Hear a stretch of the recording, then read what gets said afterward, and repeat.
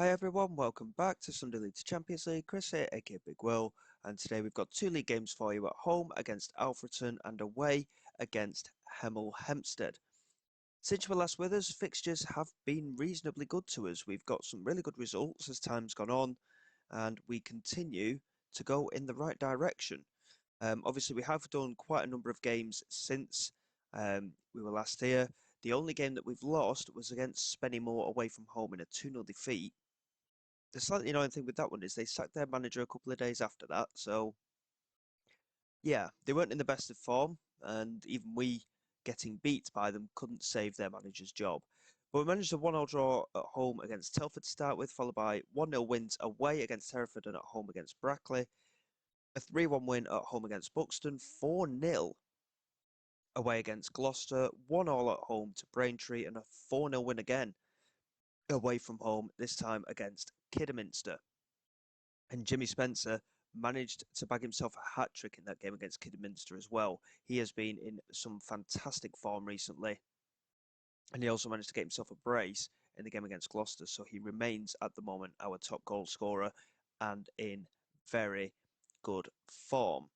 Um, More of the same, realistically. We want to continue doing things the way we are doing. In terms of the league table, we're sat second at the moment, just behind Scarborough on goal difference. So overall, I'm relatively pleased. We've closed the gap a little bit, but it's still very, very tight amongst the teams at the top here. We're only a point ahead of AFC Fylde. Darlington do have a game in hand as well, which if they win, they will go above us on goal difference as well. So it's looking like a minor breakaway realistically. We've got a 4-point gap to 5th and 6th place, Macclesfield and Telford, with a further 3 to 7th place Bucks and then a further 3 again to Chester. So things are looking quite good, but we just need to keep up this momentum and we need to carry on working as hard as we can. In terms of matchday starting lineup, I've had a few players that have been a bit unhappy about the amount of game time. So we've actually changed their squad roles and it does seem to have calmed things down a little bit. The likes of Charlie Pavey being one of them. Songo, he wanted to get a bit more game time, but we've reduced his um, squad status now. Likewise, Midgley, Posher, and Sobowale. We have tried to offload a few players as well. Koike's not played a game all season, and Posher's hardly played at all either. And Amado's been transfer listed since the start of the campaign, but we've just not been able to get anyone concrete coming for him. Um, so the squad is relatively unchanged. We didn't do any business in the January transfer window. We didn't really need to. Momentum is good, and we've got enough depth in the squad that we've got the cover plus a few decent youngsters as well in the youth team. So at times they have been coming into the squad, and again they are doing so today. Obviously, Chris Crooks is a mainstayer of the first team squad at the moment, but Martin Blackwell, he's playing in the youth team as things stand because he wasn't really breaking into the team that often. But when he does get called up, he gets called up onto the bench. So again, it is something that we can keep an eye on with his development. Um, and like I said before, more of the same. We've been in really good form, and I'm hoping it will continue. I'm certainly not disheartened, and it's very encouraging to see us doing as well as we are. But obviously, only first place gets automatically promoted. The rest of it, from second to seventh, I believe, is playoffs. So there's a lot of work still to be done, but I'm hopeful that if we can have a decent run in toward the end of the season and we keep up this kind of momentum, that we might be in with a chance come the final whistle of that final game. Here is Emerson. Plays it inside to Charlie Weston. He had a bit of space there. Weston into Spencer, who unfortunately got right underneath that. Tony Weston did really well just to flick the pass around, but Jimmy Spencer, unlike him, to put it off target, but he has done just that, and it remains 0-0. But a very positive start here, and very defensive approach it would appear by Alfreton with the 3 at the back and 4 holding players with the 2 wing backs there. I suspect the wing backs will try and push forward just to give support to the wingers and the striker, but it's going to be down to us to really try and push them back again, or let them come onto us a little bit and then try and break our way forward on each wing. Obviously, we have got the focus out wide, but so far Emerson and Sharp both struggling to get themselves into the game. And as such, obviously there's been quite a lack of creativity in this first half. And as halftime comes by, we've been the better side looking at the match stats. But overall, Alfreton very much in control of possession. So we're going to tell the lads try and get a little bit more control in the game. I think Alfreton just quite happy to sit back and just absorb our style of play at the moment. We're certainly not looking like we're going to be breaking them down at any point. And even the fullbacks in Lindsay and Hughes have had poor games today as well. So everything is out wide from our perspective, and it's just not happening for us at all. So we are going to change things up, and we'll see if we can get anywhere with that. Ezen Nolim is on the bench. I mean, Lindsay's actually quite reasonable for his fitness at the moment as well. Emerson has been poor today. We're going to get Palmer and Pavey on, I think. We'll just switch up completely out wide because neither Sharp or Emerson have really got into the game. They've been in fantastic form, incidentally, but it's just not happened for them today. Bakari can go out to right back and we'll get Crooks on at centre back. And again, Lindsay having a poor game, so Ezen Olim will come on for him as well. So it's just out wide that we're going to change things. I think we've got enough control about us in the midfield at the moment. And I think, to be honest, Esong can come on for Spencer as well. It's very rare for Spencer to have such a poor game this season. He's been absolutely fantastic in the recent running, as I showed you momentarily ago. But a big opportunity for Esong today. He's not had too much game time, but he has scored plenty of goals at this level. He was at Worksop last year on loan, I believe. And he was outstanding. He's just not been quite able to break into our side this season. As Abbey with the header there, and I think it flicked the crossbar. I thought Crook made the save at first, but by the looks of it, it did clip the crossbar because it is a goal kick. So Crook in possession is absolutely hammering it down here in Curzon. And hopefully, again, we can try and just make the breakthrough here. Richardson, that's a good pass to Palmer. First time into Tony Weston. A little bit of space to run into, but there's so much pressure on the defensive line. Tony Weston plays it in, and Charlie Pavey, cutting inside from that right-hand side, has managed to put us ahead. Clearly, the changes were required.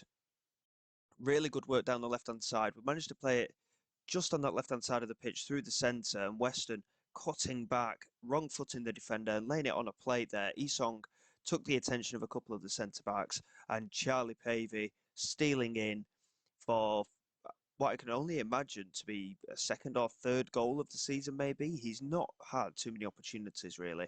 But that is a really good moment for him, and it could give him a little bit of a boost going forward to try and cement a place in this team. He has shown quality at times, but yeah, we'll just have to wait and see. But that's a really good goal from our point of view. We have dominated the second half. Again, possession-wise, we've not really grown into the game as much, but we are very much creating the opportunities. And this is going to be another 3 points on the board here, hopefully, as Charlie Pavey on the 90th minute here is about to take an outswinger from this right-hand side, swings it into the near post, and Killian Bruder has made it a goal and an assist for the substitute Pavey. And Killian Bruder scores his first goal for the club. Very rare, but I've finally seen a score from a corner. I said in the previous episode, obviously I watch other YouTubers as well with Football Manager, and they've really struggled to get corners working, but perhaps outswingers are the new inswinger that was FM24, of course, and a 2-0 win in the end. Very comfortable result in the end. I mean, 18 attempts a goal with 11 on target to their 3. That is a very dominant performance, despite the fact that we didn't really have a lot of the ball. And all the players that came on, I mean, Bakari did well when he moved over to right back. Crooks came on and got a 7 rating. Crook did well in goal again. Pavey, brilliant performance from him. A goal and an assist, and Weston with an assist as well. having a really good game also.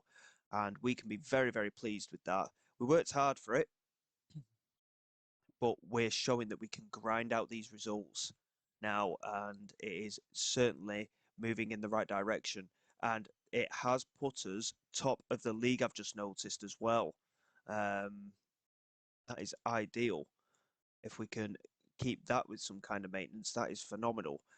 Obviously, Darlington, I believe, do still have a game in hand, but by the looks of it, even if they win that, they don't go above us now. So we've actually got a little bit of daylight. Scarborough, of course, have got the better goal difference. So that is something that we may need to work on in the coming matches. But obviously, with Crook getting a couple of clean sheets recently, it is something that is going very much in our favour. We've got just over a week, just under a week, sorry, until the game against Hemel Hempstead. So bear with me, and we'll come back for that one, and hopefully another good result will be incoming.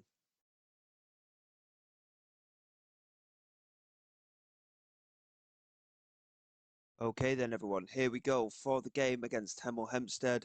No fresh injury concerns or such, so it's the same starting lineup that you saw in the previous game. Again, we've got one or two players that are complaining a little bit on their game time. I'm not overly concerned. They are fringe players in effect, so they're not going to make too much of a difference. And obviously, as the season goes on, there is going to be a few different things that we are going to need to address. Um, Incidentally, earlier in the campaign, before I started recording this video between this one and last one, um, we went for a job interview. Well, I say a job interview. We applied for a job at Bradford City, of course, a former Premier League club back in the day.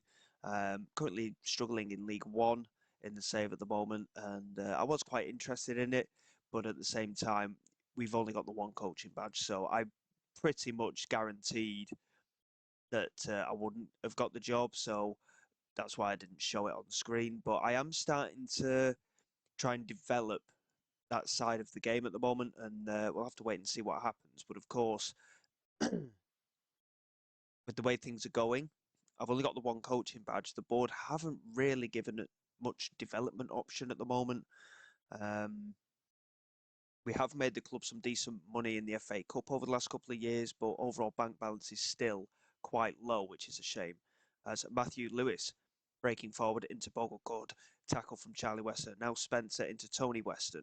He's got Spencer in support, but he's charging through the defence and shooting from distance, but unfortunately quite a way over the bar and not testing the keeper.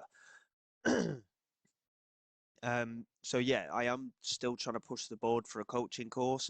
I also haven't been given a new contract as of yet. So at the moment, my contract is going to be up at the end of the season. So it'll be interesting to see exactly what happens with that as the season goes on, because obviously we are performing quite a way above expectation at the moment, as Emerson does well to beat his man on that on our left hand side, and good bit of defending there from Anderson. And Emerson did hit the ground, but I don't think there was too much in that really. And Weston out to take the corner, swings it into that near post, and Bakare is there with the header, and it goes over the crossbar. Poor header from his perspective. He's got to be doing a little bit better from there, but he was quite heavily marked, so I'm not going to be too critical on that. Incidentally, both sides setting up in the same formation, so it'll be interesting to see who's going to come out on top in this game. Hemel Hempstead not having their best of seasons realistically. Um,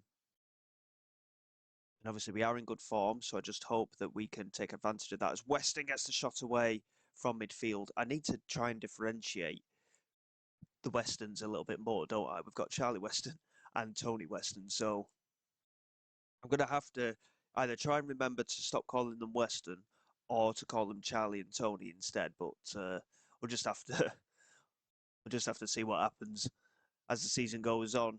Hopefully, you guys haven't got sick of it yet, because every single time it comes down to it, I completely forget about trying to change it up. Abidican into Notley on this left-hand side for Hemel Hempstead, just holding on to possession. Good pressure from Malachi Sharp, and he manages to turn and get down that line, swings it in, and Ajayi, with the clearance. Lindsay into Weston, and now Richardson, and it took a deflection and fell for Jimmy Spencer, and he's finished it with aplomb. He's done really well to get the finish. I'm not entirely sure how it fell for him to start with, but obviously we'll see it again here with the replay. Lindsay played it across to Charlie. He laid it into Richardson. I think that was a shot, and the defender got a touch on it, and that's a great reaction from Jimmy Spencer. I think he basically just threw his foot at it and managed to toe bung it into the back of the net. But it doesn't matter how they go in, just that they do. Bogle here with a corner for Hemel Hempstead. It's going to be an outswinger to that near post, and that has hit both posts by the looks of it. And Crook has managed to pick it up, and coming off both posts. I thought it had actually just gone over the line when it hit the second post, but apparently not.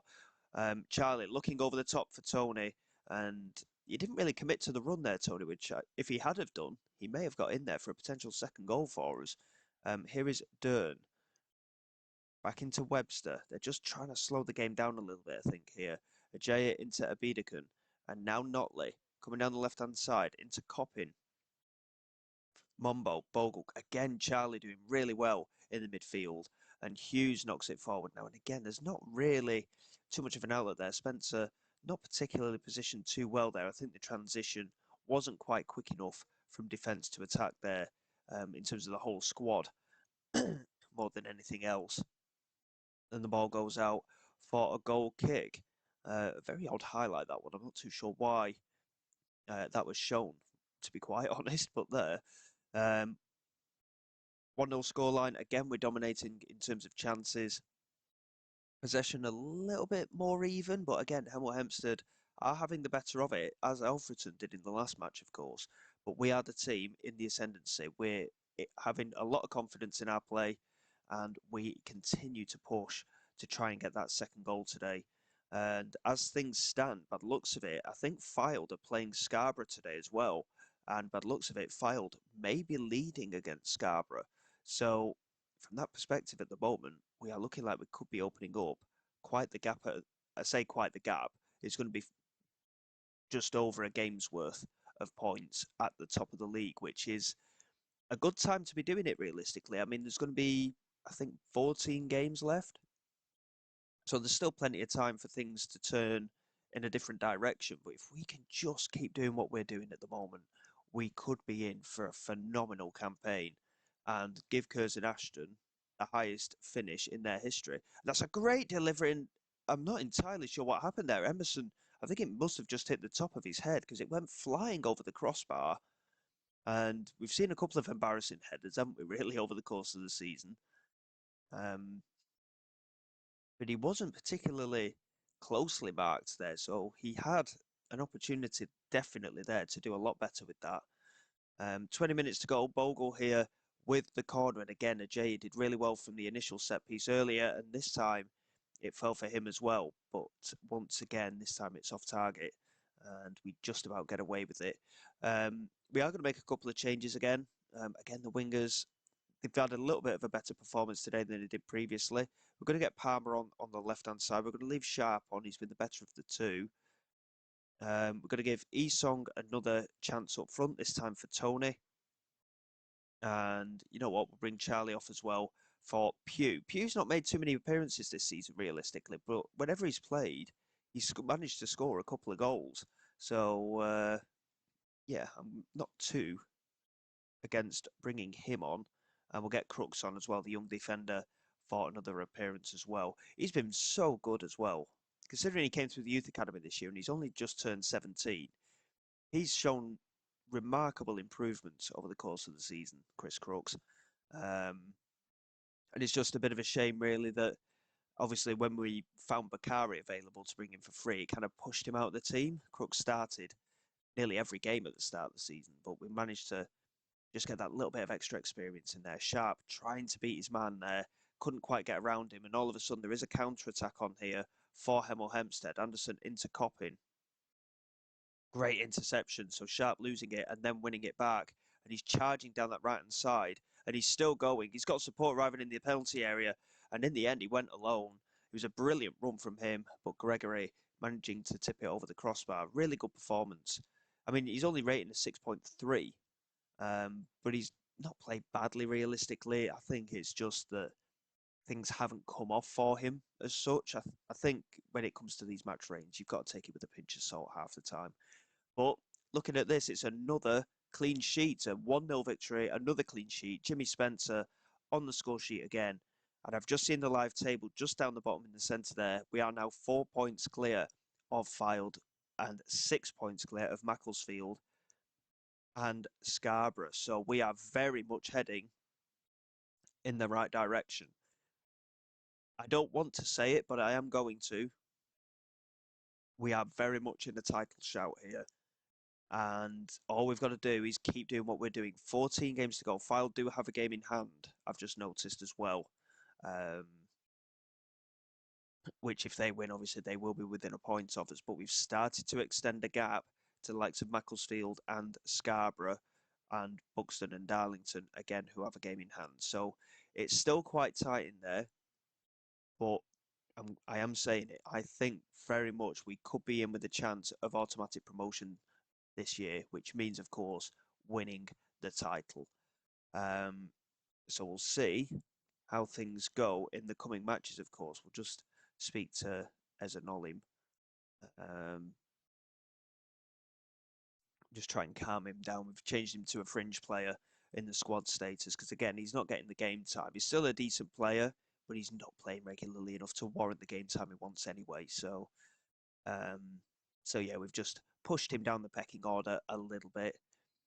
In terms of the fixtures to come, obviously, we want things to continue as they are.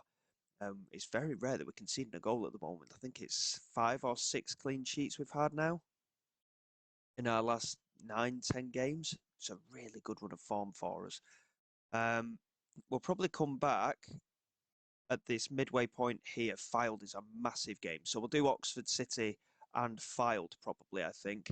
I'll take stock of where we're at with other games that we've played this season as well. And then obviously we'll be coming back for Leamington, who, of course, were in a previous episode, and then Telford, which could be, of course, title deciders at that stage. We'll probably come back earlier if we can win the title at that point. Obviously, Darlington and Scarborough are massive games. If we can keep up doing what we're doing at the minute, we may be able to come back around then for a potential title lift. But Oxford and Fylde to come. Fingers crossed we can keep this going. So until next time, guys, thank you very much for your support. Please like and subscribe to the channel. It is all greatly appreciated. I will see you all next time. This is Big Will, signing away.